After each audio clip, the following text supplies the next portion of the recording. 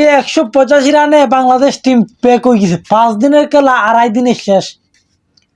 আর 2 innings মিললেও আমরা 400 run করতে পারছি না। 2 ইনিংস খেললে জিম্বাবু এক ইনিংসে 410 রান করে 85 রানে জিতা গেছে জিম্বাবু বাংলাদেশের সাথে। প্রথম ইনিংসে করছি বাংলাদেশে 140, আজকে করছে 185। মানে 2 ইনিংস মিললেও 400 রান হয়েছে না। কোন লেভেলের, কোন জঘন্য লেভেলের ব্যাটিং করছে আজকে বাংলাদেশে, জঘন্য লেভেলের ব্যাটিং। এগুলো ব্যাটিং একটা প্লেয়ার 50 করতে পারছে না। 11টা প্লেয়ারে খেলছে কিন্তু একটা প্লেয়ারে 50 করতে পারছে না। 2 ইনিংস মিললে মাত্র একটা 50 বাংলাদেশের, এটা কোনো কথা? মানে 20 উইকেটে মাত্র একটা 50 মারছে একটা প্লেয়ার 50। এই 50 তাও আবার মমিনুল হকের।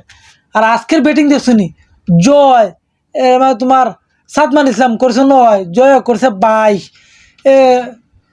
মুশফিকুর রহিম 34, হায়েস্ট রান হলো মুশফিকুর রহিম 34, সেকেন্ড রান শান্তর 30, তাহুদির 9, অমিত 25। মানে কোন লেভেলে ব্যাটিং করছে বাংলাদেশ, এটা কোনো বুঝার কোনো হিসাব নাই। আর জিম্বাবু এক ইনিংসে বাংলাদেশের সাথে জিততে গেছে, তাও আবার কয় রানে? 85 রানে জিততে গেছে। আর বাংলাদেশ, আমি গতকালকে কইছি বাংলাদেশ যে 270 রানে এগিয়ে আছে জিম্বাবু, 270 কিন্তু 170 করতে পারতো না। 170 করে মাত্র 15টা রান বেশি করছে। সে পাইছনি যে একটা প্লেয়ার তো 50 মারতো, তাও দুঃখ আসল না। 20টা উইকেটে মাত্র একটা 50 বাংলাদেশের। হ্যাঁ, বাংলাদেশের প্লেয়ারটি এই ম্যাচটা হলো এত কেউ দেখতেছি না ঠিকঠাক মতন, কারণ ওয়ার্ল্ড কাপের দামাচাপাত পইরা গেছে এমনি বাংলাদেশের ম্যাচটা। আপনার জিম্বাবুর সাথে মারা খায়া বইয়া রয়েছে বাংলাদেশ, কেউ একটু ধ্যানে দিতেছে না। এই বাচ্চা গেছে বাংলাদেশের ক্রিকেট টিম, সে পাইছে না জিম্বাবুর সাথে। আর আমাদের ওপেনিং, এটা কি ব্যাটিং, এ তো করতে গেছে না, এটা একটা উড়ে আনে।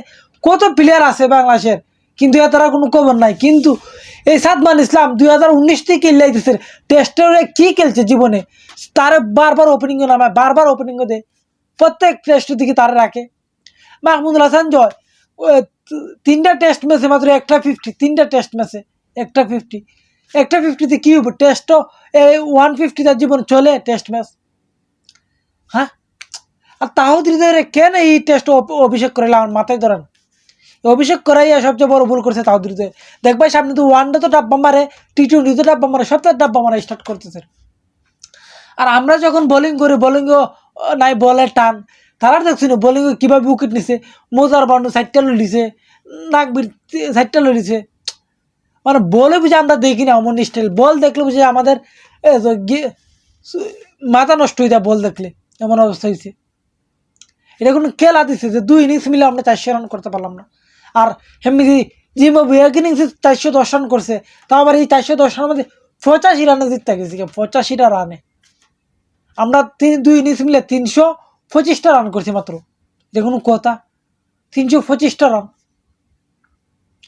হ্যাঁ, বাংলাদেশে ব্যাটিং ওখানে জঘন্য লেভেলে করছে, আজকেও কালকেও। 5 দিনের খেলা 2.5 দিনে শেষ। 5 দিনের খেলা 2.5 দিনে শেষ। বাংলাদেশের ব্যাটিং দেখে তো আমার মাথা নষ্ট। এমনভাবে মারা খাওয়া লাগে জ্বর সাথে, জিম্বাবুর সাথে। হ্যাঁ, কোন লেভেলে মারাটা খাইছে। দুঃখ তো একটা জায়গাতে, যে একটা প্লেয়ার 50 মারতে পারলো না টেস্ট ম্যাচে। হ্যাঁ, 20টা উইকেটে মাত্র একটা 50। দুঃখটা তো এই জায়গাতেই, যে 20টা উইকেট খেলছে কিন্তু মাত্র একজনে 50 মারছে। এটা কোনো হিসাব ব্যাটিংয়ের লেভেলে পড়ে? আজকে এই টেস্ট ম্যাচে বাংলাদেশের ব্যাটিংটা একটা 50। আর আজকের এই 10 উইকেটের মধ্যে একজন মানুষের 50+ রান করতেন, হায়েস্ট রান মাত্র 34 রান। এটা কোনো রান হইল? হ্যাঁ, এমনিতে জিম্বাবুর প্লেয়াররা 5 জন 6 জন 50 মাইরাপি থাকে, 100 মাইরাপি থাকে। এটা কোনো দেখলেন ব্যাটিং? জিম্বাবুর ব্যাটিং আর বাংলাদেশের ব্যাটিং কত পার্থক্য। খালি আমাদের মিরপুরেই তোমরা পারো, এই চট্টগ্রামেই পারো, সিলেটেই পারো, দেশের বাইরে গিয়ে তো কিচ্ছু করতে, তাও তো দুঃখ আছে। গত পাকিস্তানের সাথে যে টেস্ট ম্যাচটা খেলছে, সেই ম্যাচ দিকে ভাবছিলাম যে সামনে দিয়ে আমরা ভালো কিছু করতে দেখতেছি টেস্ট ম্যাচও, কিন্তু না, আমাদের গড়ের মাঠে আমরা পারবো। গড়ের মাঠের বাইরে গিয়া এক কোয়ারে জায়গা জঘন্য লেভেলে ব্যাটিং যেটা করা লাগে, জঘন্য লেভেলে বোলিং যেটা করা লাগে, সেটাই আমরা করি অল টাইম। আজকে মারা খায় থাকছে, আর কিচ্ছু বলতে চাই না এখন আর।